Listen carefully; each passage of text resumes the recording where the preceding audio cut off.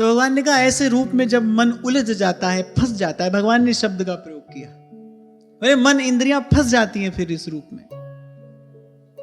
इसलिए तो कृष्ण है, कर्षयति स कृष्ण, खींच लेते हैं मन को, चित्त को।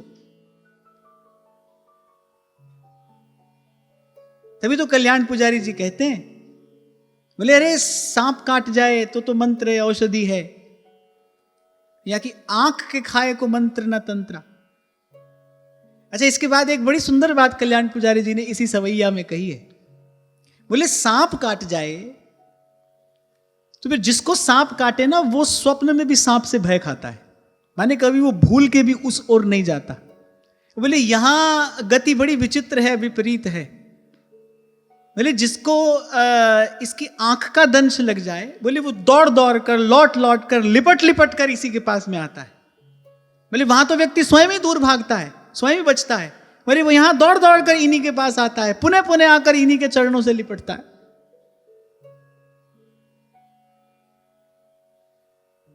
और भाई मुझे यह भी कहना है कि ऐसा सरल मार्ग भी कोई नहीं है और ऐसा सरस मार्ग भी कोई नहीं है। इसलिए आरंभ में मैंने कहा, भक्ति ही है जिसका आरंभ होते ही जीवन में आनंद की वर्षा आरंभ हो जाती है। पहली भक्ति के साथ संतन करी संगा, संत के संग में पहुंचते ही बैठ मिले विश्राम, जीवात्मा को विश्राम का अनुभव होता है। अरे महाप्रभु की पीठ का दर्शन नरवाहन ने किया, थोड़ी कान में महाप्रभु की अमृतोपम वाणी पड़ी, दुष्ट ने दुष्टता छोड़ दी। दुष्ट का दमन तो सरल है, दुष्ट का दमन सरल है, पर महाप्रभु दुष्टता का दमन करते हैं। नरवाहन ने दुष्टता छोड़ दी।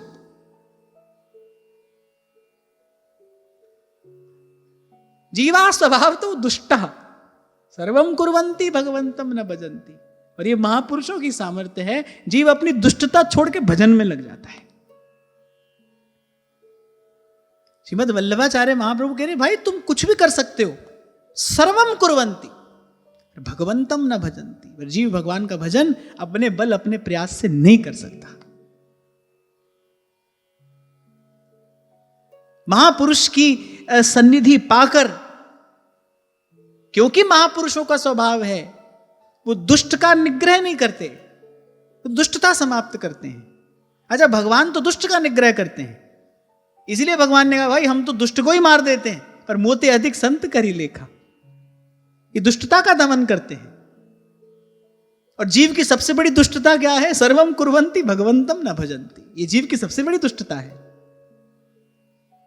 कह रहे महाप्रभु जीव की इस दुष्टता को दूर करके लगा देते हैं उसको हरि के भजन में। इसीलिए कबीर विचार कर कहते हैं, जब तब साधु तारसी।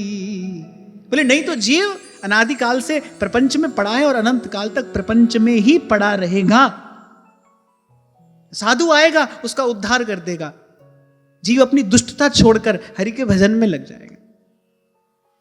तभी तो कई बार कहता हूं भाई, इस सारे अस्तित्व में सबसे बड़ा अगर कोई चमत्कार है तो वो यही है, जीव भगवान के भजन में लग जाए। ये बड़ा चमत्कार है, क्योंकि उसके स्वभाव में ही नहीं है। वो होता रहे स्वरूप से शुद्ध, वो होता रहे चेतन अमल सहज सुख राशि। आप हम सभी तो हैं, पर भाई ना तो दुख दूर हो रहा है, ना मोह का बंधन टूट रहा है, पुनरपि जन्मम भी है, पुनरपि मरणम भी है, कुछ भी तो नहीं हो रहा है उससे। हमारे चेतन अमल सहज सुख राशि होने से क्या हो रहा है? कुछ भी तो नहीं हो रहा है, कोई दुख का अंत नहीं हो रहा है। इसी दुख आलय संसार में पुनः पुनः आकर पड़ ही तो रहे हैं, गिर ही तो रहे हैं, मर ही तो रहे हैं। आग लगी है और झरझर परे अंगार। संत मिलता है, संत अनुग्रह करता है, संत अनुकूल होता है, जीव पर कृपा करता है, जीव अपनी दुष्टता छोड़ता है, दुष्टता छोड़ता है और हरि के भजन में लगता है। ये बात कहने के लिए बड़ा हृदय चाहिए, लेकिन सच्ची बात है। तभी सेवक जी महाराज कहते जो हरि नाम जगत शिरोमणि, वंश बिना कबहू नहीं ले। ये बात कहने के लिए बड़ा हृदय चाहिए। हरि तो कुटुंब जाल में घेरी, गुरु ने काटी ममता मेरी। हरि ने 5 चोर दिए साथा, गुरु ने लई बचाए अनाथा, गुरु ने लई बचाए अनाथा।